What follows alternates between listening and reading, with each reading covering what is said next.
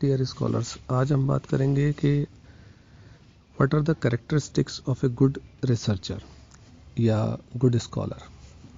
देखिए, होता क्या है कि स्कॉलर्स बहुत सारे होते हैं, लेकिन बहुत सारे स्कॉलर्स जो होते हैं काम को जल्दी निपटा लेते हैं और काफ़ी पॉपुलर भी रहते हैं और आगे प्रोग्रेस भी करते हैं।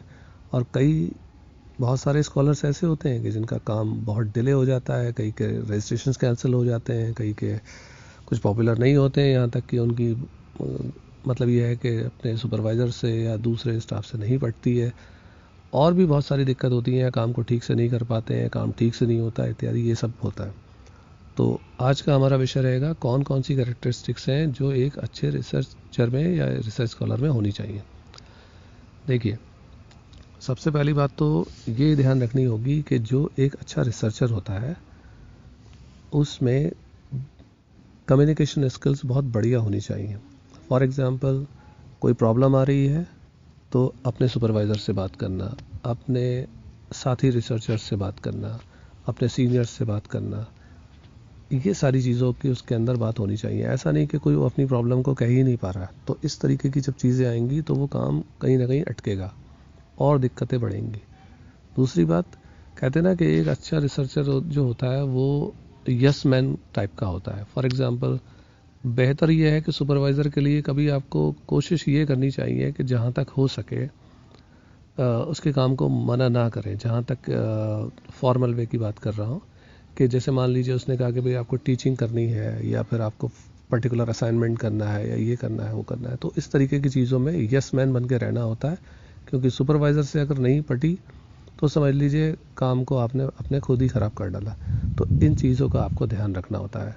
अगर वो एब्सेंट हैं तो उनकी जगह आपको टीचिंग करनी है, या उनका जो असाइनमेंट है, वर्कशॉप की रिस्पॉन्सिबिलिटी है, या सेमिनार्स की है, या जो भी ऑफिशियल आपको रिस्पॉन्सिबिलिटीज़ मिली है वो आपको फुलफ़िल करनी होंगी। उसमें आपको यस मैन बन के रहना होता है।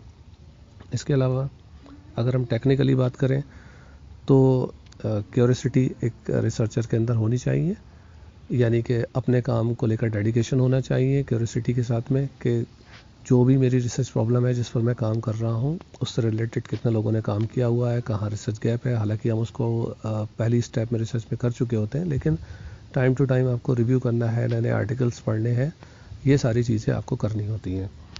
इसके अलावा एक चीज़ ये है कि आप दृढ़ निश्चय आपके काम में होना चाहिए, दृढ़ निश्चयता होनी चाहिए कि जैसे मान लीजिए जो भी डिटर्मिनेशन है आपने कर लिया है कि हाँ ये टास्क आपको फर्स्ट चैप्टर इतने दिन तक निपटाना है, तो उसको समय से निपटाइए। कभी ऐसा ना हो कि सेकंड चैप्टर लिखने बैठे और पता चला 6-6 महीने गुजर जाते हैं, तो वो सब चीज़ नहीं, काम को डेडिकेटेड तरीके से करिए।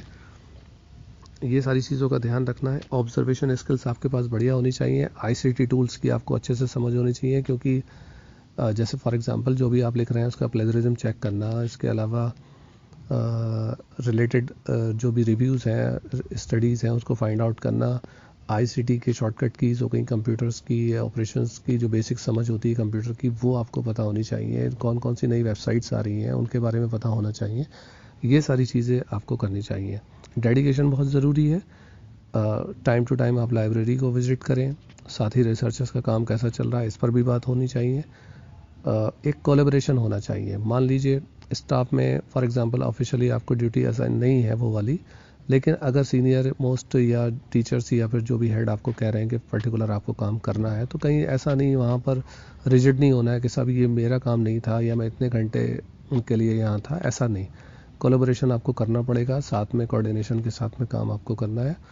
ओवरऑल अगर हम संक्षेप में करें बात, तो dedication, curiosity, observation, ICT tools की समझ, यस मैन, ये सारी चीज़ों का आपको ध्यान रख के चलना है।